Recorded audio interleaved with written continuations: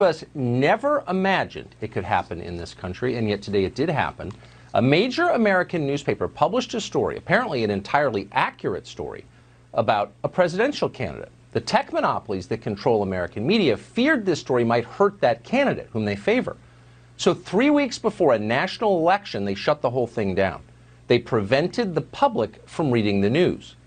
They didn't apologize for doing this. They didn't bother to make up reasonable-sounding justifications for it.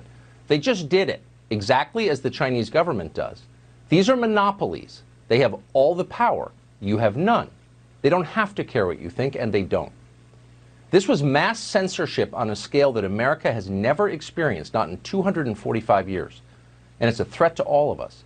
Democracies only function when there is a free exchange of information between citizens. We no longer have that. This is a dark moment. Here are the details. This morning, the New York Post published a series of emails that describe Hunter Biden's lucrative relationship with a Ukrainian energy company called Burisma, and then describe how his father, then the Vice President of the United States, intervened to help his son peddle influence. Now, we've known the outlines of this story for quite some time, but these emails add damning detail. These emails came from a laptop, an Apple laptop, that was dropped off at a Delaware computer repair shop last year and then abandoned there. After a certain number of days with no payment, the shop's owner took legal possession of the laptop. He looked inside. There were tens of thousands of emails, including exchanges with representatives of foreign companies and foreign governments. The laptop apparently belonged to Hunter Biden. The shop owner was stunned by this, by the appearance of corruption, and he was afraid for his family. So late last year, he gave the laptop to the FBI. He kept a copy of the hard drive for himself. But he never heard back from the FBI. By May, he was anxious. So he made overtures to Senator Mike Lee's office and at least one conservative nonprofit. He emailed their websites, but no one responded. Finally, the man contacted Rudy Giuliani's office, and today's story is the result of that. Well, the tech monopolies instantly crushed it the moment it appeared. An executive at Facebook called Andy Stone, a former Democratic staffer, announced that his company would censor the New York Post story. As he put it, Facebook would be, quote, reducing its distribution on our platform. Twitter quickly followed suit by locking the New York Post's entire Twitter account. One of the biggest newspapers in the world banned from Twitter. Twitter then prevented its users from sharing the New York Post story, both privately and publicly.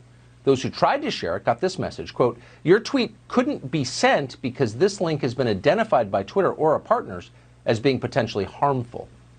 Harmful? In a separate explanation, Twitter wrote this, quote, we don't permit the use of our services to directly distribute content obtained through hacking that contains private information, may put people in physical harm or danger, or contains trade secrets. Yes, the same Twitter that just promoted a New York Times story about the president's private tax returns, obviously obtained illegally, that Twitter. And who, by the way, was hacked here? No one was hacked. It's not clear if Biden got that retainer, but we know he did get a high-paying job at Burisma. Then in May 2014, just weeks after Hunter Biden joined the board of that company, a top executive there let him know why he was being paid. Very explicitly, quote, we urgently need your advice on how you could use your influence to convey a message, signal, etc., to stop what we consider to be politically motivated actions. The executive wrote that in an email. Quote, use your influence to convey a message. What message? What does that mean?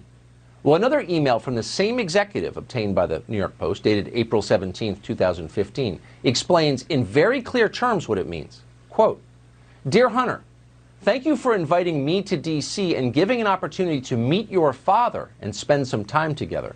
It's really an honor and pleasure.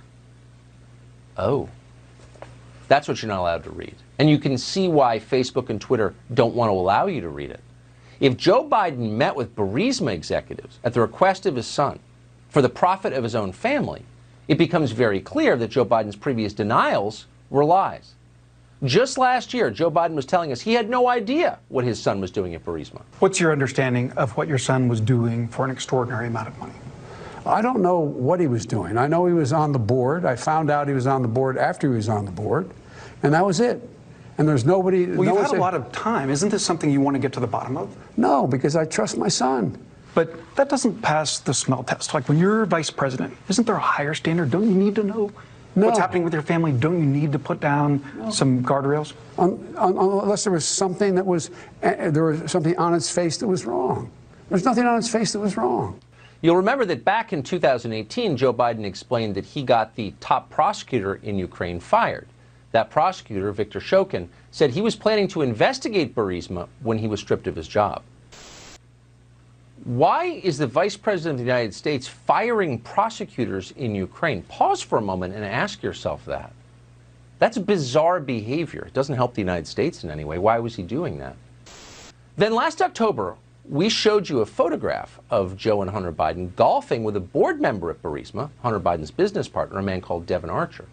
The Biden campaign never explained that photograph. Our media, of course, never really followed up. Instead, just as they're now rushing to bury the New York Post story, CNN rushed into Joe Biden's defense. Mr. Vice President, President Trump has falsely accused your son of doing something wrong while serving on a company board in Ukraine. I want to point out there's no evidence of wrongdoing by either one of you. In December, a voter in Iowa tried to ask Joe Biden about Burisma and his fitness for office. Joe Biden lost control of himself. He called the man fat and then challenged him to a push-up contest.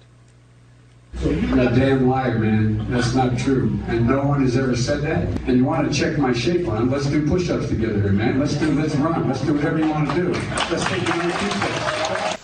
But look, fat, look, here's the deal. Here's the deal. What is the deal, actually? That's a question every American, no matter what your political views, has a right to an answer.